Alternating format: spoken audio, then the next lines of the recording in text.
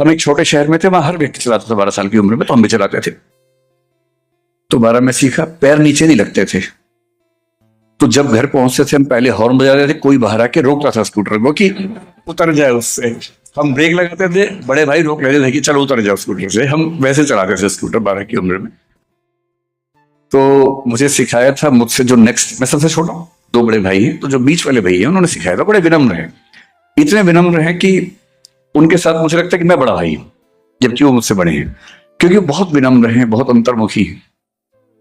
उन्होंने मुझे सिखाया, बढ़िया सिखा दिया, और मैं फर चलाने लगा स्कूटर। जब 15-20 दिन हो गए, तब बड़ी हिम्मत करके मैंने बड़े भैया को बताया कि भैया मैंने स्कूटर सीख लिया है। बोले अच्छा, चलो देखते हैं। बड़े भैया वैसे ही जैसे बड़े भैया होते हैं, पिताजी की फोटोकॉपी। तो वो पीछे बैठ के बोले चलाओ। अब 15 दिन का मेरा अभ्यास ठीक ठाक था स्कूटर का, और मैं छोटी गलियों में ऊपर नीचे ऐसे ऐसे करके सब चला चुका था, वीडियो गेम जैसा। अब मैंने स्टार्ट किया क्लच। आज की जनरेशन पता नहीं क्लच गियर समझती होगी या नहीं, क्योंकि आजकल तो वो जो आप समझते हो तो बटन दबाया और झूम के चल पड़ा। उस समय ऐसा नहीं होता था। उस समय पहले स्टार्ट करना अपने आप एक प्रोसेस था, किक मारनी पड़ती थी, फिर क्लच दबाएंगे, पहला गियर लगाएंगे, फिर धीरे धीरे क्लच छोड़ना, उसी गति से स्पीड देनी है। उनका बैलेंस बहुत जरूरी होता था। बैलेंस ना बने तो या तो आवाज रेस की बहुत तेज आएगी अगर रेस ज्यादा दी, नहीं तो घच घच घच करके रुक जाएगा स्कूटर। अब बड़े भैया पीछे बैठे हैं, घच घच घच रुक गया। भैया बोले यही सीखा। मैंने कहा एक मिनट रुकना भैया। फिर ठीक किया, फिर स्टार्ट किया, फिर घच घच घच, 3 4 5 बार घच घच हुआ। भैया बोले अभी नहीं, छोटे हो। वो जैसे पीछे बैठे मेरा स्कूटर बंद हो जाता था। मेरी हालत कुछ कुछ आज वैसी है। जिनसे सीखा है उनके सामने बोलना है, और मैं इसे जानबूझ के वहां देख रहा हूं कि वहां भैया बैठे, वरना घस घस घस हो गए मेरी गाड़ी रुक जाएगी। और मैं क्यों वहां देख के क्यों बोलूं मैं? तो मैं तो इस भाव से देख रहा हूं कि जैसे शुतुरमुर्गी मुद्रा कहते हैं, कि जैसे बिल्ली और कबूतर के बारे में कहते हैं, जब कबूतर बिल्ली को देखते हैं, कबूतर अपनी आंख बंद कर लेता है और कहता है बिल्ली नहीं है। तो कुछ कुछ मैं उसी मुद्रा में आज हूं। उन 3 महीनों में क्या हुआ, असली सवाल ये है। सर ने बड़े विनम्रता वाले भाव से एक इंटरव्यू में कहा कि बरगद के पेड़ में पानी मैंने दिया था थोड़ा सा, इतनी ही मेरी भूमिका है। यह बात सही है कि किसी व्यक्ति के किसी के जीवन में भूमिका दरअसल इसी तरह की होती है कि किसी को आपने पानी दिया, खाद दी, न्यूट्रिएंट्स दिए, यही भूमिका हो सकती है। सवाल यह है कि पानी कब दिया था और कितना दिया था, और पानी केवल पानी था या उसमें न्यूट्रिएंट्स भी शामिल थे। वो पानी उस समय मिला जिस समय पानी की सबसे ज्यादा जरूरत थी, जब सूखा पड़ा हुआ था, जब जड़ें सूख चुकी थी। सूख क्या गई थी, गीली हुई ही नहीं थी कभी। और उस समय जब पहली पानी की बौछार अंदर पड़ी और लगा अच्छा पढ़ाई ऐसे भी होती है, पढ़ाई में समझना भी होता है, साहित्य का संबंध इतिहास से भी होता है, फिलॉसफी से भी होता है, सोशियोलॉजी से भी होता है, इकोनॉमिक्स से भी होता है। इकोनॉमिक्स तय करती है कि साहित्य कैसा होगा किसी देश का, किसी समाज का। और तब समझ में आया कि अलग अलग विषय, अलग अलग डिपार्टमेंट्स तो नाम नाम के हैं, दरअसल तो एक ही चीज को पढ़ने के भिन्न भिन्न तरीके हैं। इसलिए जो इंटरडिसिप्लिनरी अप्रोच आज हम बोलते हैं कि बहुत जरूरी है, मैंने पहली बार जहां से सीखी वो सर से सीखी। और सर कोई भी विषय पढ़ाते थे तो लगता था कि जैसे चक्षु खुल गए, कि नई कविता या छायावाद। और मैं उस समय लिखने की स्पीड मेरी ऐसी थी कि मैंने सर का एक एक वाक्य लिखा हुआ है, आज तक रखा हुआ रजिस्टर मेरे पास। यहां तक कि सर ने बीच में छींका भी तो मैंने वो भी लिख दिया कि छींक यहां पर आई है, कि शायद कोई खास वजह से आई हूं यहां पर भाई, बाद में रिवीजन में आसानी रहेगी।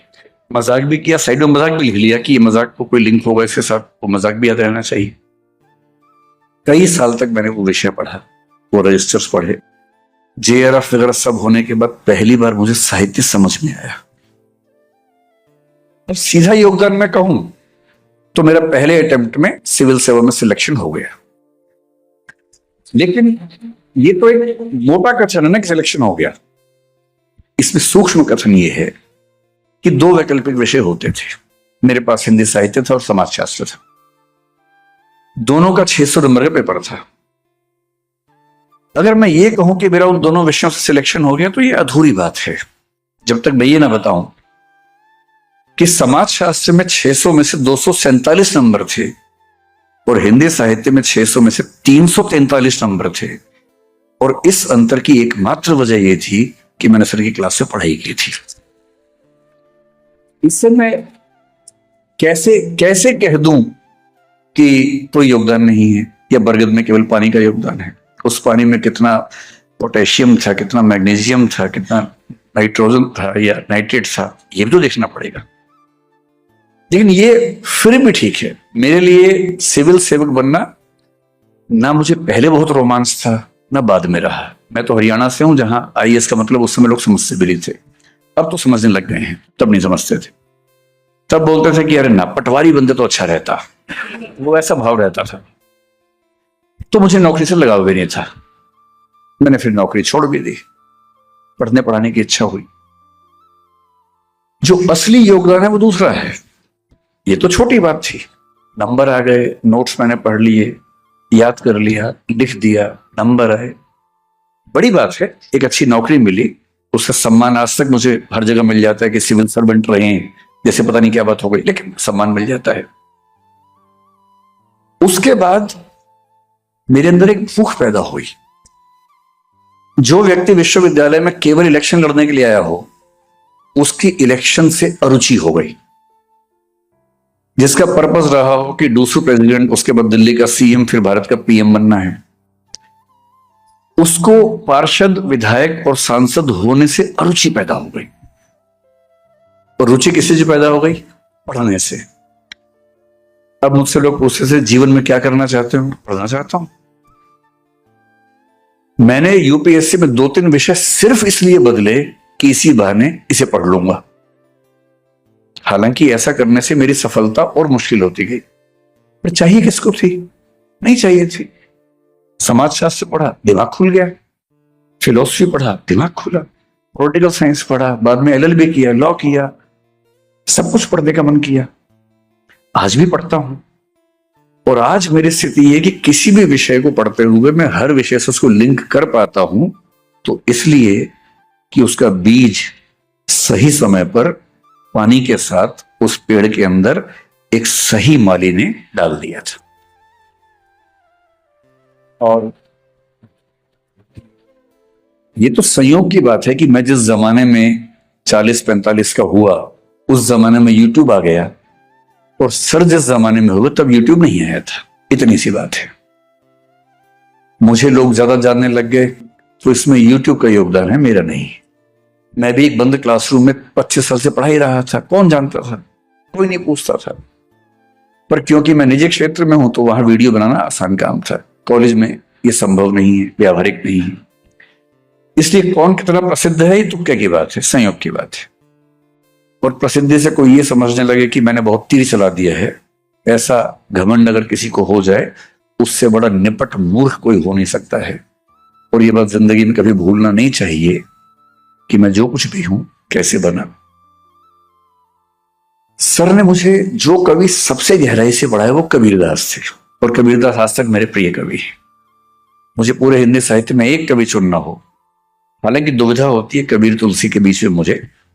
फिर मैंने एक कविता सुन ली, उन दोनों के बारे में तो और दुविधा होने लग गई। कैसे कहूं कि कविता मेरी खींचे नई लकीर, कैसे कहूं कि कविता मेरी खींचे नई लकीर, मेरे 2 बाप हुए हैं तुलसी और कबीर। एक नहीं, 2 बाप हुए हैं। दोनों सर ने पढ़ाए, मतलब सर ने सारे कवि पढ़ाए, इन 2 को विशेष रूप से पढ़ाया। तुलसीदास मेरे बहुत प्रिय कवि हैं, और वो सिर्फ सर की बदौलत है। कबीर तो मैं फिर भी थोड़ा पहले से रुचि रखता था। कबीरदास को पढ़ते हुए बहुत सारे दोहे, सर को बहुत सारी पंक्तियां याद रहती है कविता की। सर से प्रेरणा लेके मैंने भी खूब रटा। मुझे भी 500-1000 कविताएं छोटी छोटी आज याद हैं, तो प्रेरणा वहीं से आई थी।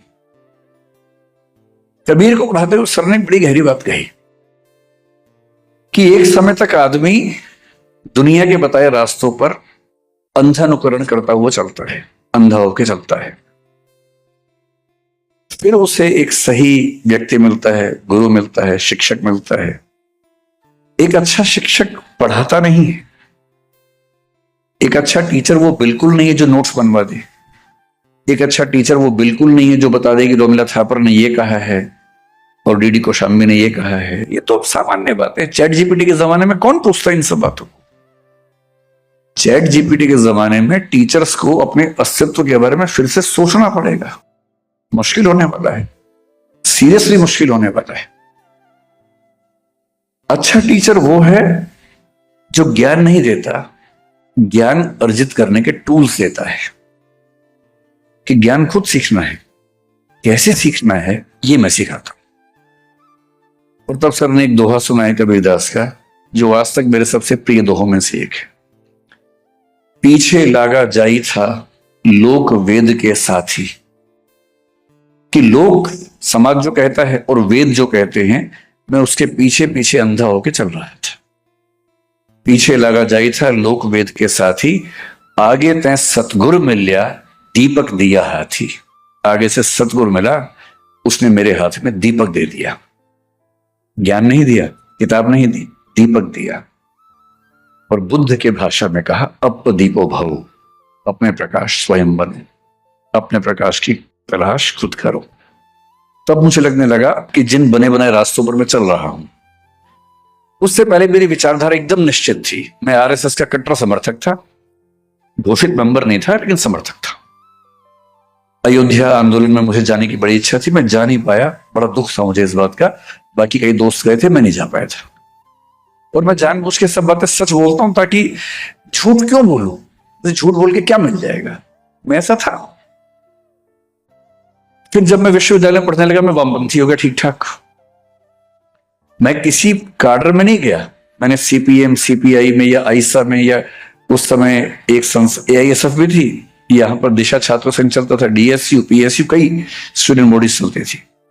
मैं किसी का मेंबर कभी नहीं बना। और मुझे उन लोगों से बात करके और समाजशास्त्र पढ़ के, मार्क्सवाद पढ़ के बड़ा अच्छा लगने लगा। मैं इधर से भाग के उधर चला गया, अब मैं ये हूं। और जब मैं सर से मिला, मैं बहुत दुविधा में था कि वामपंथ ठीक है या दक्षिणपंथ ठीक है। 10 साल बाद मुझे समझ में आया कि सर से मुझे दूसरा फायदा क्या हुआ। पश्चिम में 18वीं सेंचुरी में दार्शनिक हुआ कांट, जो मेरे ख्याल से पूरे पश्चिम की दुनिया का सबसे बड़ा दार्शनिक है।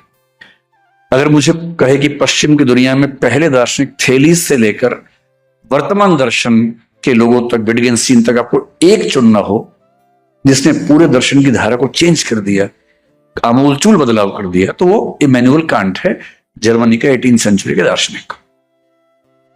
जब वो बड़ा हो रहा था, उसके सामने 2 रास्ते चल रहे थे। एक को रैशनलिज्म या बुद्धिवाद कहते थे, एक को एम्पेरिसिज्म या अनुभववाद कहते थे।